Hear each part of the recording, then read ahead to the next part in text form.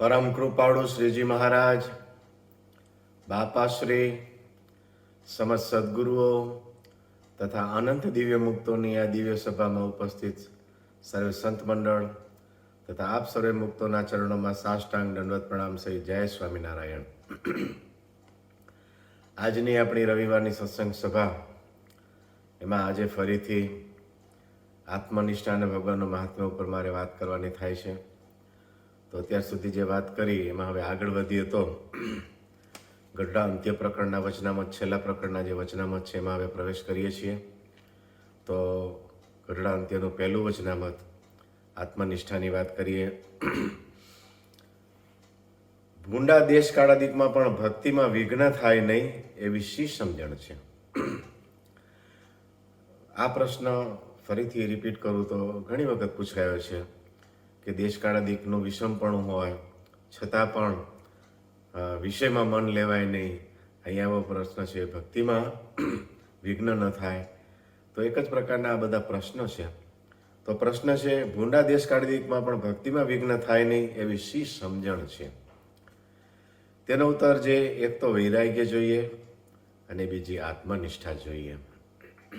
જો આત્મનિષ્ઠા ન હોય તો જ્યારે દેહમાં સુખ દુઃખ આવે ત્યારે ભક્તની વૃત્તિ ચૂંથાઈ જાય. પછી જેને સુખદાયી જાણે તેમાં પ્રીતિ કરે અને જેને દુઃખદાયી જાણે તે સાથે દ્વેષ કરે. તો આમાં કેવું થયું કે સમત્વ ન રહ્યું. જે એકાંતિકપણાના જે લક્ષણ કીધામાં છે એમાં કીધું કે છે ને, કચરો કંચન સમ થઈ જાય, માન અપમાન સમ થઈ જાય. એમ નહીં તો આ ન હોય ને તો કેવું થાય કે સારામાં લગાવ થાય ને ખરાબ એમાં એના પ્રત્યે દ્વેષ થાય. એટલે એના માટે શું જોઈએ તો કે વૈરાગ્ય અને આત્મનિષ્ઠા જોઈએ. પછી ભગવાનના મહાત્માની પણ વાત કરી છે આ વચનામતમાં. જે ભગવાનના ભક્ત હોય તેને તો ભગવાનના વિશે જ્ઞાનનું અંગ હોય ને કાં તો હેતનું અંગ હોય. આ બે બહુ અગત્યના અંગ છે. શ્રીજી મહારાજે વચનામતમાં એકધારી વાત કરી છે, એમાં આ બે અંગની વિશેષપણે વાત કરી છે. તો તેમાં જે જ્ઞાનનું અંગ હોય તે તો ભગવાનનું મહાત્મ્ય અતિશય સમજે અને ભગવાનને અંતર્યામી જાણે, અને જેને હેતનું અંગ હોય તેને તો ભગવાન વિના અર્ધઘડી પણ ચાલે નહીં, અને તેને ભગવાનના ભક્ત ઉપર ક્રોધ, ઈર્ષ્યા કે અવગુણ આવે જ નહીં. એટલે આ છે ને મિરર છે, આપણું પ્રતિબિંબ પાડી દે છે એમ કે આપણે શું છીએ. એમ ભગવાનના ભક્ત પ્રત્યે ક્રોધ, ઈર્ષ્યા, અવગુણ આવે છે? જો આવે છે તો મહાત્મ્ય સમજ્યા નથી એમ. એટલે આ ગઢડા અંત્યનું પહેલું વચનામૃત, એની અંદર આવી રીતે આત્મનિષ્ઠાની વાત આવી અને ભગવાનના મહાત્મ્યની વાત આવી.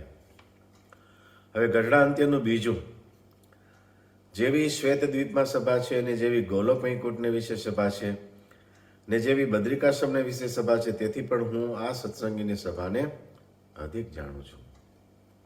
અહીંયા શ્રીજી મહારાજે પોતાનું સર્વોપરીપણું કીધું.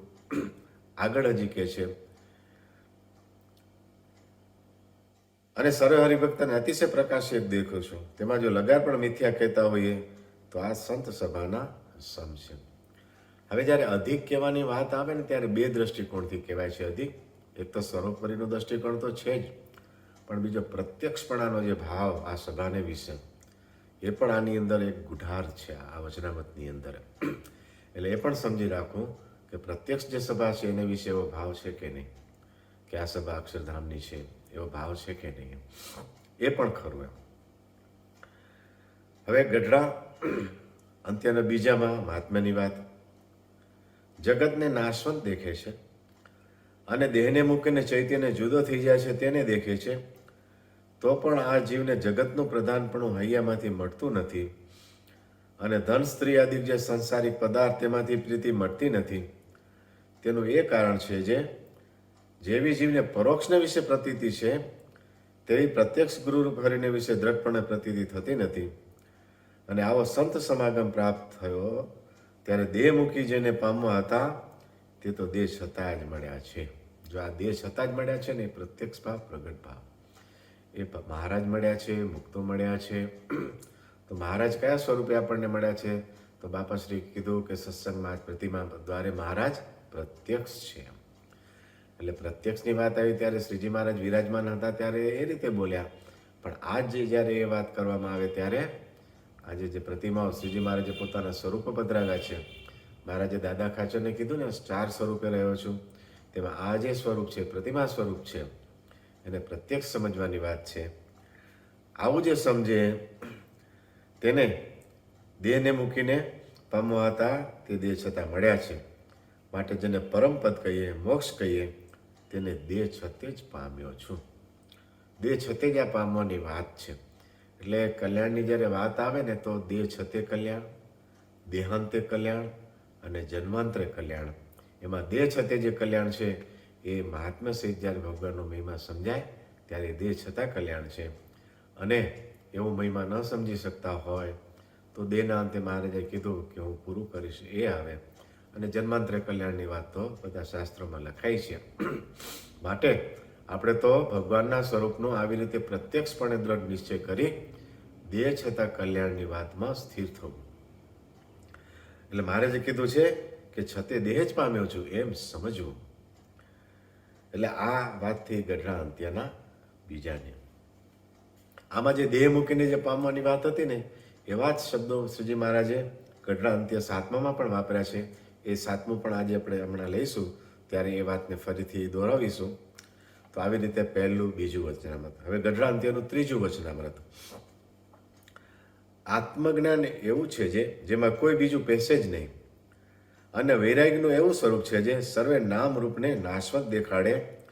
માટે આત્મજ્ઞાન અને વૈરાગ્ય એ બે વ્યતિરેકને દયાનો સ્નેહ નાશ થઈ જાય છે. આત્મજ્ઞાન અને વૈરાગ્ય મોટી વસ્તુ છે. આગળના વચનામૃતમાં પણ આપણે જોયું કે આત્મનિષ્ઠા અને વૈરાગ્ય જે હોય તો એની વૃત્તિ ચૂંથાય નહીં એમ એ વાત કરી. તો એ વાત અહીંયા કરી, પણ મહારાજે પાછું શું કીધું આમાં કે આ પછી એમાં એવું બને કે દયા અને સ્નેહનો નાશ ન થાય. એ કેમ નાશ ન થાય એ પ્રશ્ન છે, આનો પ્રાણ પ્રશ્ન છે આ વચનામૃતનો. પણ નાશ થઈ જાય છે એવી વાત આવી. અને સ્થૂળ સૂક્ષ્મને કારણે આદિ સર્વે ઉપાધિઓનો પણ નાશ થઈ જાય છે અને કેવળ બ્રહ્મ સત્તા માત્ર રહે છે. અને જો તે ભગવાનની ઉપાસના રહિત હોય, એટલે આત્મજ્ઞાન હોય, વૈરાગ્ય હોય, પણ જો ઉપાસના ન હોય તો તેને ભગવાન અને ભગવાનના ભક્તને વિશે દયા અને સ્નેહ થતા નથી. એટલે હવે આ તો ખોટું થયું. આત્મજ્ઞાન છે, આત્મનિષ્ઠા છે, વૈરાગ્ય છે, અને ભગવાનના વિશે સ્નેહ નથી થતું, તો એ કેમ થાય? એ વાત આવી એમ. તો મહારાજ કહે છે હવે ભગવાનના મહિમાની વાત. આત્મજ્ઞાન અને વૈરાગ્ય કરીને સર્વે માયિક ઉપાધિ નિવૃત્ત પામે છે ત્યારે જીવાત્મા છે તે કેવળ બ્રહ્મસત્તા માત્ર રહે છે અને મનવાણીથી અગોચર છે. પણ જો તે જીવને જો શુદ્ધ સંપ્રદાય કરીને ભગવાનનું જ્ઞાન પ્રાપ્ત થયું હોય ને ભગવાન અને ભગવાનનું મહાત્મા યથાર્થપણે સમજાયું હોય, તેને તો સર્વે માયિક ઉપાધિનો સંગ ટળી જાય અને પોતાનો જીવાત્મા બ્રહ્મરૂપ થાય તો પણ તેને ભગવાનને ભગવાનના ભક્તને વિશે એવી દયા ને પ્રીતિ તે નિરંતર રહે છે. એટલે બે સ્ટેજ આવ્યા, આત્મનિષ્ઠા અને વૈરાગ્ય અને ભગવાનનું મહાત્મા. કેવળ આત્મનિષ્ઠા અને વૈરાગ્ય હોય તો બીજી બધી ઉપાધિથી તો રહિત તો થઈ જાય, પણ ભગવાનને ભગવાનના ભક્તને વિશે સ્નેહ છે ને એ નથી રહેતો, પાછો લુખ્ખો રહે છે. એટલે શ્રીજી મહારાજ કે એ ક્યારે ન થાય તો કે ભગવાનને ભગવાનના ભક્તનો અતિશય મહાત્મ્ય સમજ્યો હોય તો ન થાય. લોયાના 18માં મહારાજે જ્યારે દિવ્ય ભાવની વાત કરી કે ભગવાનને તો દિવ્ય સમજે પણ ભગવાનના ભક્તને પણ દિવ્ય સમજે. આ વાત આજ સમજો તો એટલી સમજવાની છે, લાખ વર્ષે સમજો તો પણ એમ સમજવાની છે. અને જ્યારે એ વાતનો ધોખો થાય ત્યારે આ વાતે કરીને એને ચેતવી દેવો એવી મહારાજે લોયા 18માં વાત કરી છે. એટલે ભગવાનને ભગવાનના ભક્તને વિશે હેત ને પ્રીતિ એ ટળવા જોઈએ નહીં. અને એ ક્યારે નહીં ટળે તો ભગવાનનું મહાત્મ્ય બરાબર સમજ્યો હશે, ભગવાનના ભક્તનું મહાત્મ્ય બરાબર સમજ્યા હશું તો ભગવાનને ભગવાનના ભક્તને વિશે હેત પ્રીતિ રહેશે. અને ઉપર જે કીધા ને 2 અંગ, એમાં પ્રીતિનું લક્ષણ પણ કીધું ને, જ્ઞાનનું અંગ પણ જોઈએ અને પ્રીતિ પણ જોઈએ. હવે ગઢડા અંત્યનું 4થું. એટલે જો એક વાત આમ 1, 2, 3, 4 કોઈ વચનામત ખાલી નથી આ વાત કર્યા વગરની. આત્મનિષ્ઠા અને ભગવાનના મહાત્મા વગરનો કોઈ વચનામત નથી. એમ જેમ અનાદિકના વિકારરૂપ વીર્ય દેહને વિશે છે તેમ પંચ મહાભૂતના વિકાર રૂપે માસનું ચક્ર હૃદયને વિશે છે. તેને વિશે જીવ વિશેષ સત્તાએ કરીને વ્યાપી રહ્યો છે અને સામાન્ય સત્તાએ કરીને દેહને વિશે વ્યાપી રહ્યો છે. જીવનું જ્યારે સ્વરૂપ શ્રીજી મહારાજે શિક્ષાપત્રીમાં કર્યું એવું આ વાત કરી મહારાજે કે પોતાની જ્ઞાન શક્તિ કરીને નખશિખા પર્યંત વ્યાપી રહ્યો છે. એમ આ જીવ છે તે વિશેષ સતાઈ કરીને વ્યાપી રહ્યો છે અને સામાન્ય સતાઈ કરીને દેહને વિશે વ્યાપી રહ્યો છે. તો પણ દેહને મરવે કરીને જીવ મરતો નથી અને દેહના જેવો જીવનો નાશવંત સ્વભાવ નથી. જીવ તો અવિનાશી છે, પ્રકાશરૂપ છે ને દેહને વિશે વ્યાપક છે અને એ જીવને વિશે પરમેશ્વર પણ સાક્ષી રૂપે રહ્યા છે. એટલે આત્મજ્ઞાનની વાત આવી કઈ રીતે ભગવાન એટલે દેહ, જીવ અને પરમેશ્વરનો સંબંધ કઈ રીતે છે એની આ વચનામતમાં વાત આવી. એટલે આત્મજ્ઞાનની વાત આવી. આ હતું ગઢડાંત્યનું ચોથું. હવે ગઢડાંત્યના પાંચમામાં જે ભગવાનનું મહાત્મ્ય કહ્યું છે તે જોઈએ. ભગવાનની જે ભક્તિ છે તેમાં કોઈ રીતનું વિઘ્ન ન થાય એવી તે કઈ ભક્તિ છે? અંત્યના ત્રીજામાં શું પ્રશ્ન હતો? અંત્યના પહેલામાં શું પ્રશ્ન હતો? ગુંડા દેશકાંડમાં પણ ભક્તિમાં વિઘ્ન ન થાય એવી શી સમજણ છે? અને અહીંયા એવું કીધું કે ભગવાનના ભક્તિમાં વિઘ્ન ન થાય એવી કઈ ભક્તિ છે? ત્યાં શું કીધું? એવી શી સમજણ છે અને વિઘ્ન ન થાય એવી કઈ ભક્તિ છે? એટલે પ્રશ્ન એક જ પ્રકારના જો રિપીટેડલી પૂછાય છે. એટલે કેટલો બધો નંદ સંતોનો આ માટે આગ્રહ હતો, વારંવાર આ પ્રશ્ન પૂછે, શ્રીજી મહારાજ પણ એના જવાબ આપે. એટલે અહીંયા એનો ઉત્તર મહારાજ આપે છે, મહાત્મ્ય સહિત ભગવાનની ભક્તિ હોય તેમાં કોઈ જાતનું વિઘ્ન આવે નહીં. એટલે ભક્તિ કેવી જોઈએ? મહાત્મ્ય સહિત. એટલે પેલું આમાં જે કીધું ને આત્મજ્ઞાન વૈરાગ્ય જોઈએ, ને અહીંયા પછી એવું કીધું ભક્તિ કેવી જોઈએ? તો મહાત્મ્ય જ્ઞાન સહિત જોઈએ. એટલે શું વાત આવી? વૈરાગ જોઈએ, આત્મનિષ્ઠા જોઈએ કે આત્મજ્ઞાન જોઈએ અને ભગવાનનું મહાત્મ્ય જોઈએ. આ ત્રણ વસ્તુ જોઈએ. એ આટલા વચનામતમાં વારે ઘડી આવ્યું. અને મહાત્માજીના જાણ્યા વિના પ્રાકૃત બુદ્ધિ કરીને ભક્તિ કરે તો તેમાં વિઘ્ન આવે છે. અને એવી ભક્તિ આવેનું કારણ તો મોટા પુરુષની જે સેવાનો પ્રસંગ એ જ છે. એટલે આવી રીતે મહાત્મ્ય સહિત ભક્તિની મહત્તા છે અને એ આવે છે એવા જે મોટા પુરુષ જેમાં છે. બરાબર છે? તો આવી રીતની આ વાત હંમેશા આપણે વચનામૃતમાં જઈએ છીએ ત્યારે કરીએ છીએ. આ અંગની તો વાત કરી છે, પણ પાછા આવવા માટે એવા સત્પુરુષ જેમાં આ અંગ છે એનો યોગ જોઈશે.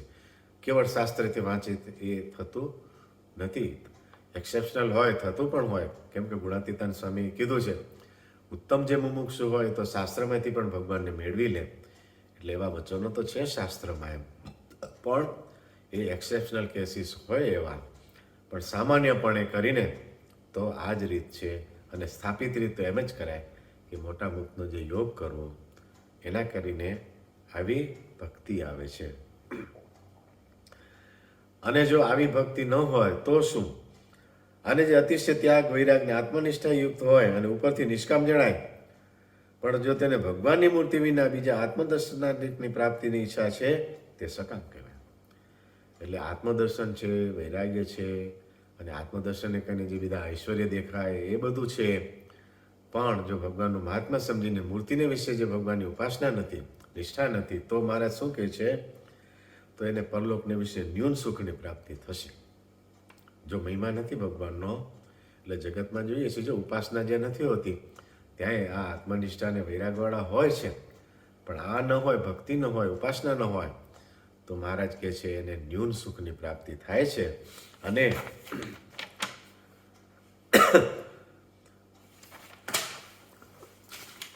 અને ઉપરથી તો સકામ જેવો જણાતો હોય, પણ ભગવાનની મૂર્તિ વિના અંતરમાં બીજું કાંઈ ઈચ્છતો નથી, તો તે નિષ્કામ ભક્ત કહેવાય. તે જ્યારે દેહ મૂકે ત્યારે બહુ મોટા સુખને પામે અને ભગવાનનો પાર્ષદ થાય. એટલે ભગવાનના મહાત્માનો આટલો મોટો પ્રતાપ છે. એટલે એકલી જે આત્મનિષ્ઠા અને વૈરાગ્ય જે છે એ એપ્રુવડ નથી, આટલું સમજવાનું છે. અને ભગવાનનું મહાત્મા સમજે તો આ પણ સાથે જોઈશે, નહીં તો શું થશે કે બીજામાં પ્રીતિ થઈ જશે. એટલે આવી રીતે શ્રીજી મહારાજે ગઢડાંત્યના 5માં વાત કરી. હવે ભગવાનનું મહાત્મ્ય સમજવા માટે ગઢડાંત્યનો 7મો વચનામત, જે પહેલા વાત કરી ને ગઢડાંત્યના 3માં બીજામાં કે દેહ મૂકીને જેને પામવા હતા દેહ છતે મળ્યા છે, એ વાત હવે આ વચનામત કઈ રીતે આવે છે જોઈએ. તો ગઢડાંત્યનું 7મું ભગવાનનું બ્રહ્મપુર ધામ છે, તેને વિશે ભગવાન સદાય સાકાર મૂર્તિ વિરાજમાન છે. અને ભગવાનના ભક્ત પણ એ ભગવાનના ધામમાં મૂર્તિમાન થકા ભગવાનની સેવાને વિશે રહે છે. તે ભગવાનનો જેને પ્રત્યક્ષ પ્રમાણ દ્રઢ આશરો હોય, જો ફરી પાછી પ્રત્યક્ષની વાત હતી, ભગવાનને પ્રત્યક્ષ સમજે, તેને મનમાં એવી બીક ન રાખવી જે હું રખી મરીને ભૂત પ્રેત થાઉં કે રખી ઇન્દ્રલોક કે બ્રહ્મલોકને પામું. એવો જે ભગવાનનો ભક્ત જેને પ્રત્યક્ષપણે ભગવાનને જાણ્યા છે, એટલે એ ખાલી મારે 49 વર્ષ જીવ્યા એટલા વર્ષ પૂરતા જાણ્યાની વાત નથી. આ એમ પ્રત્યક્ષ જાણવા ભગવાનને, ભગવાનના મુક્તને પ્રત્યક્ષ જાણવા, ભગવાનને ભક્તને પ્રત્યક્ષ જાણવા, ભગવાનનું અક્ષરધામ પ્રત્યક્ષ જાણવું. આ સભા અક્ષરધામની છે, આ બધા મુક્તો છે, દિવ્ય છે બધા. એવી રીતે જેણે સમજ્યું, એવો જે ભગવાનનો ભક્ત, તે તો ભગવાનના ધામને જ પામે, પણ વચમાં ક્યાંય ભગવાન એને રહેવા દે નહીં.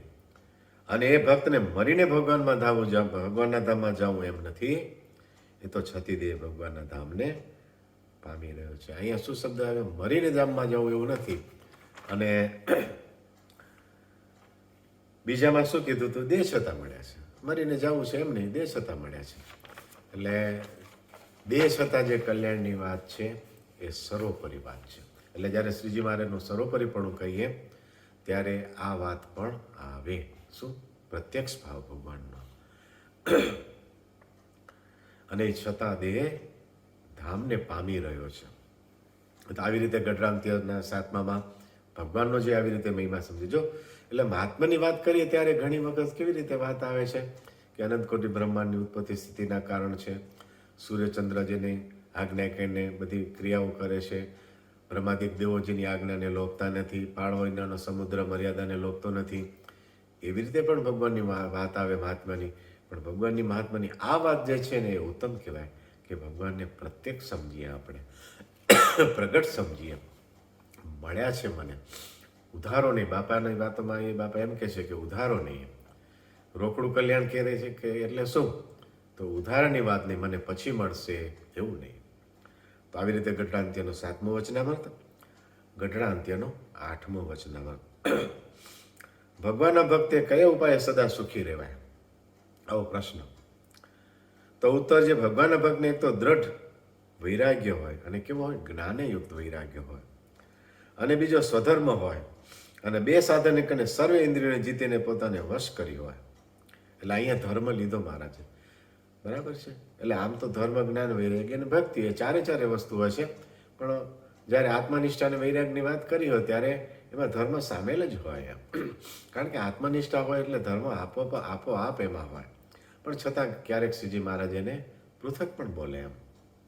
એટલે અહીંયા એ રીતે મહારાજ બોલ્યા કે એને સ્વધર્મ હોય, અને એ 2 સાધને કરીને સર્વે ઇન્દ્રિયોને જીતીને પોતાને વશ કરી હોય, અને ભગવાનના ભક્તને વિશે પ્રીતિ હોય. પ્રીતિ પણ જોઈએ. જો આ 2 હોય ને પ્રીતિ ન હોય, પ્રીતિ ક્યારે ન હોય? તો મહાત્મા ન સમજે તો પ્રીતિ ન હોય પાછી.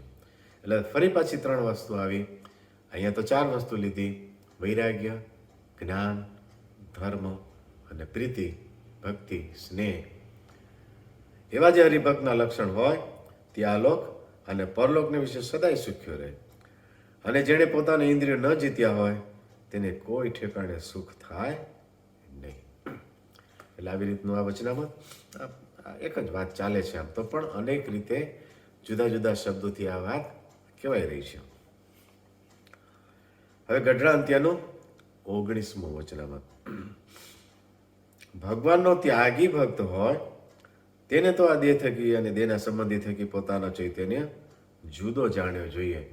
એ તો કર્મયોગીને પણ જાણવું જોઈએ. ભગવાનના ભક્તો એને બધાને જાણવું જોઈએ, પણ ત્યાગીને તો ખાસ જાણવું જોઈએ એમ ભાર મૂકીને મહારાજ કહે છે. શું કામ? તો કે આપણે જે આપણા સંપ્રદાયમાં જ્યારે ત્યાગી કે ત્યારે કયો શબ્દ વપરાય છે? સાંખ્ય યોગી. અને સાંખ્ય એટલે શું? દેતે નહીં, દેતે હું નહીં, હું આત્મા છું. સાંખ્યનો બેઝિક જો પ્લેટફોર્મ હોય તો જ આ છે. એટલે ભગવદ્ ગીતાની અંદર જ્યારે સાંખ્ય યોગ પેલો કીધો, અર્જુનને જ્યારે મોહ થયો, વિષાદ થયો, પછી પહેલી જ વાત જો કૃષ્ણ ભગવાને કરી તો આ જ કરી છે. સાંખ્ય વિચાર જ આપ્યો એને. શું એમાં દેહથી જુદાની વાત એ બીજા અધ્યાયમાં જ સાંખ્ય યોગની વાત કરીએ. અને એનમ છેદંતી શસ્ત્રાણીની જે વાત કરી, જીવ કેવો છે એ વાત એ સાંખ્યની જ વિચાર છે, સાંખ્યનો જ વિચાર છે. એટલે ત્યાગીએ તો આ વિચારમાં સતત રહેવું. આની તો અતિશય દ્રઢતા કરી રાખવી. અને આની જો દ્રઢતા કરી રાખી હશે ને તો એને પછી ક્યાંય વાંધો નહીં આવે. એટલે આ પ્રશ્ન જેવો છે. અને ઉત્તર મહારાજ કર્યો છે કે ત્યાગી ભક્તો તેને તો આ દેહ થકી અને દેહના સંબંધી થકી પોતાને ચૈતન્ય જુદો જાણ્યો જોઈએ, જે હું તો આત્મા છું અને મારો કોઈ સાથે લેશ માત્ર પણ સંબંધ નથી.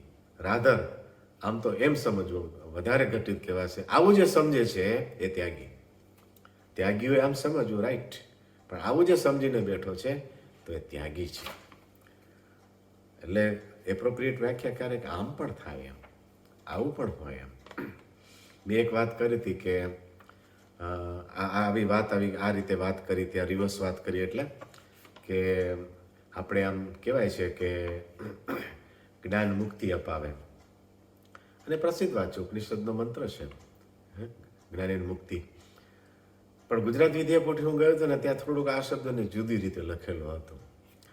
જે મુક્તિ અપાવે જ્ઞાન, આવો શબ્દ લખેલો હતો. હવે તમે વિચાર કરો, આ શબ્દ પણ સાચો કહેવાય, આને કેમ ખોટો કહી શકીએ?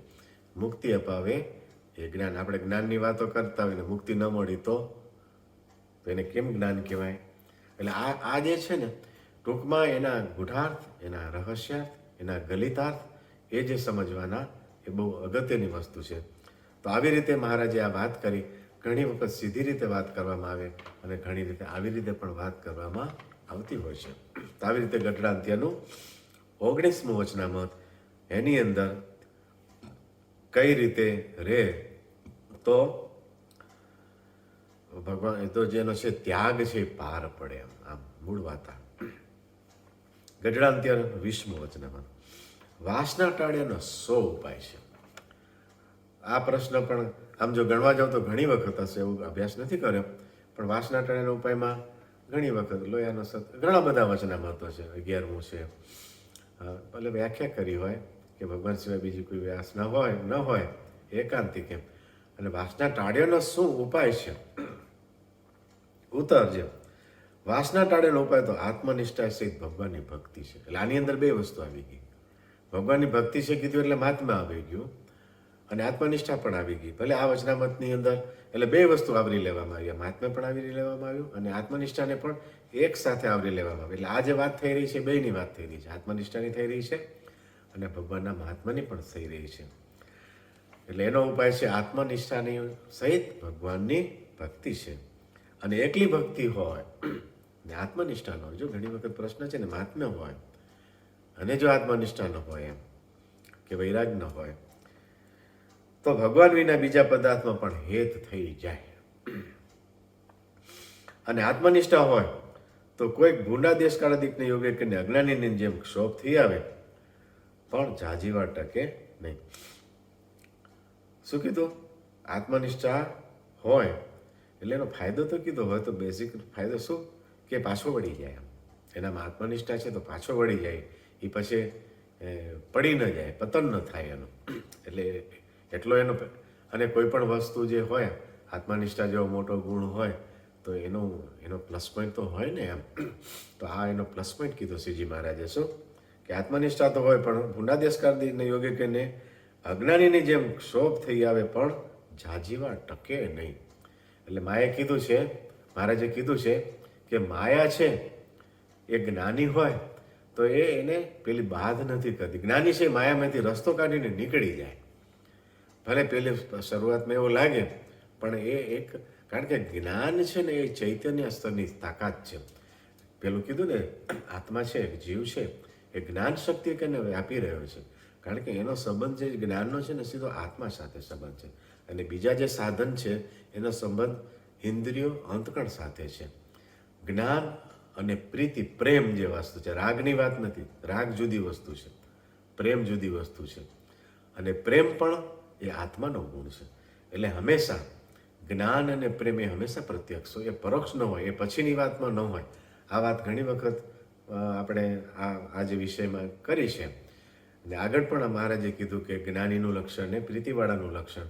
તો જ્ઞાન ને પ્રીતિ એ 2 અંગ જેને હોય ને તો એને તો જીવનમાં ઘણું બધું કામ કરી લીધું છે. તો આવી રીતે શ્રીજી મહારાજે શું કહે છે? શ્રીજી મહારાજ કે આત્મનિષ્ઠા હોય તો પણ ભૂંડા દેશકાળને યોગ્ય કરીને અજ્ઞાનીની જેમ ક્ષોભ થઈ આવે પણ જાજીવાર ટકીને. અજ્ઞાની જેવું જણાય ખરું એને, ક્યારેક કદાચ એમ લાગે, આપણે એમ લાગે કે આમ થઈને કેમ આવું કરે છે, પણ એ ટકે નહીં, ત્યાંમાંથી રસ્તો કાઢીને નીકળી જાય. તો આવી રીતે આત્મનિષ્ઠાનો મહિમા જ કહેવાયો. ભગવાનની જે ભક્તિ છે, મહાત્મા છે, એનો પણ મહિમા કહેવાયો આ વચનામતમાં. હવે ગઢડા અંત્યનું 21મું વચનામત, એટલે ગઢડા મધ્યનું જે બીજું વચનામત છે ને એના જેવું જ, આમ 99% લગભગ એના જેવું વચનામત છે. આ એક વાત થોડી વિશેષ છે, તો જોઈએ આ ગઢડા અંત્યનું 21મું વચનામત. પહેલા આત્મનિષ્ઠાની વાત. આપણે તો આત્મા છીએ, તે દેહના સંબંધી સાથે સારું હેત જોઈએ. માટે સત્સંગ કરવો તે તો આત્મસત્તારૂપ થઈ અતિ દ્રઢપણે કરવો, પણ દેહ તથા દેહના સંબંધી સંગાથી હેત રહી જાય એવો સત્સંગ કરવો નહીં. આ તો સત્સંગની વાત છે ભાઈ. સત્સંગ કરવો હોય ત્યારે આ બધું આવે એની અંદર, એમ કે મુખ્યપણું ભગવાનને ભગવાનના ભક્તનું થાય. એ તો સત્સંગનો, એ તો પ્રાણ છે એ વસ્તુ, એમ. તો આવી રીતે આત્મસત્તારૂપ રહેવાની વાત આવી. અને ગોપાળાન સ્વામીએ આત્મસત્તારૂપ શબ્દ બહુ વાપર્યો છે વાતોમાં. હવે મહિમાની વાત, એટલે આ શબ્દને થોડાક આગળ સાથે સાથે લઈએ. આપણે તો સત્તારૂપ થઈને ભગવાન તથા ભગવાનના ભક્ત સંગાતે હેત કરવું.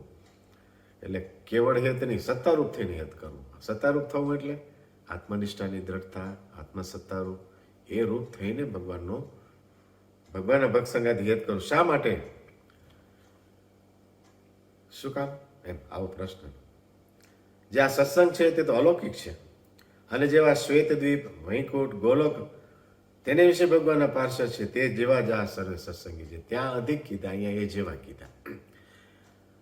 એટલે કહેવાનો મતલબ શું છે? હેત છે ને, જ્યારે હેત કરવાની વાત આવે ને ત્યારે ઓ જુદા ને આ જુદા એવું રહેતું નથી એમ. એટલે અહીંયા એ મહારાજ કે છે કે એ પરોક્ષપણું નીકળી ગયું. શું એટલે હેત થાય છે ને. અને અમે તો જેવા સર્વથી પર જે દિવ્ય ધામ તેને વિશે ભગવાનના પાર્ષદ છે, તે થકી અધિક જો આ સત્સંગીને ન જાણતા હોય એમ.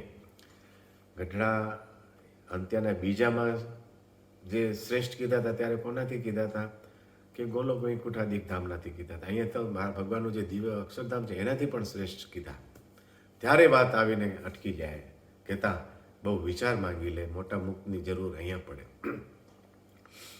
કે ભગવાનના અક્ષરધામને વિશે જે ભગવાનના પાર્ષદ છે, બ્રહ્મપુર ધામને વિશે જે ભગવાનના પાર્ષદ છે, તે થકી અધિક જો આ સત્સંગને ન જાણતા હોઈએ તો અમને ભગવાન અને ભગવાનના ભક્તના સમ છે. તો આ સત્સંગી કોને કીધા છે? રહસ્યાતની અંદર ખુલાસો કર્યો છે કે મૂળ પ્રશ્ન જે હતો સુકમનીનો, એને ગોપાળાન સ્વામીને પ્રશ્ન પૂછ્યો. આગળનો આખો રેફરન્સ છે, વાત થયેલી દાદાના દરબારમાં, ને જે વાત થઈ હતી એ પછી ગોપાળાન સ્વામીને પ્રશ્ન પૂછે છે. એટલે શ્રીજી મહારાજ હસીને કહે છે કે પહેલાં વાત સાંભળી લીધી ને હવે એ પ્રશ્ન બીજા આગળ મુકાય છે. એટલે મહારાજ હસ્યા હતા અને પછી કીધું કે તમે જેની સાથે સંવાદ કરો છો એ કેવા છે મોટા એમ? આ સત્સંગી એટલે? તો ગોપાળાન સ્વામીને પ્રશ્ન પૂછવામાં આવ્યો હતો કે આ ગોપાળાન સ્વામી કેવા મોટા છે? તો અક્ષરધામને વિશે જે મુખ છે એનાથી અધિક છે. આવી આ વાત.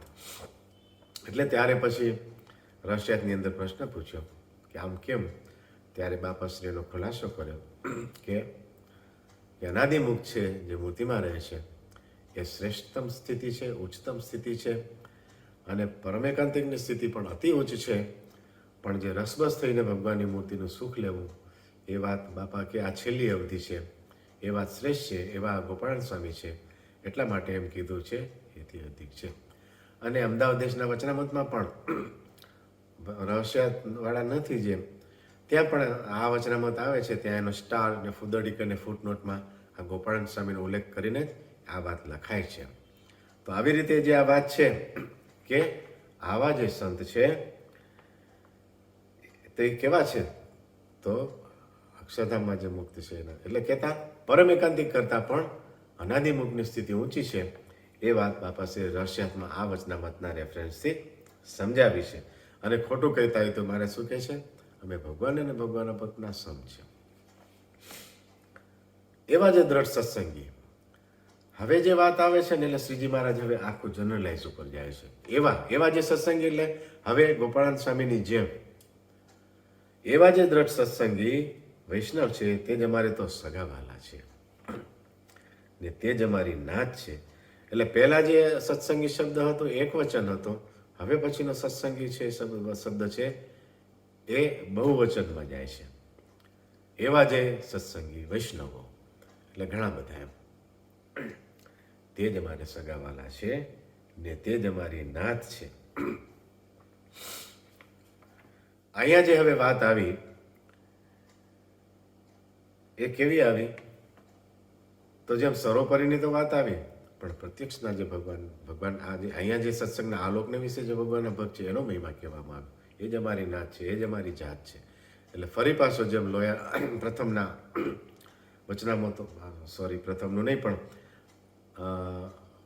બીજું વચનામતમાં જેમ વાત કરી, બીજા વચનામતમાં કે પરોક્ષને વિશે પ્રતીતિ છે, એ પ્રત્યક્ષને વિશે જે થાય એને એનો જે મહિમા કીધો, એમાં અહીંયા પણ એ જ મહિમાની વાત આવી કે પ્રત્યક્ષ જે ભગવાનના ભક્ત છે એને વિશે આવી આત્મબુદ્ધિ જોઈએ, આવી ભાવના જોઈએ.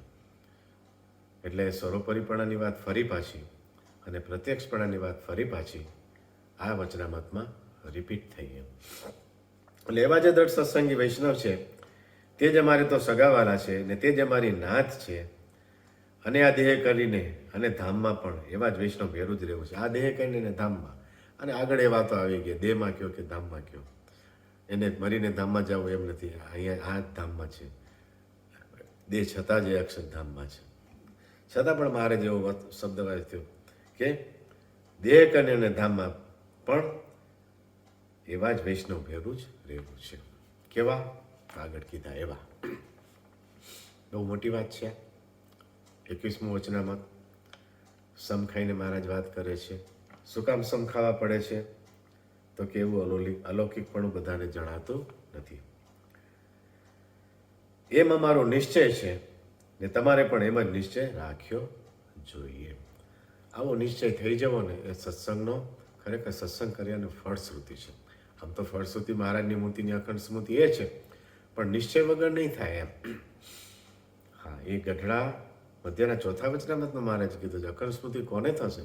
તો જેને ભગવાનનો અને ભગવાનના ભક્તનો નિશ્ચય છે એને થશે અખંડ સ્મૃતિ.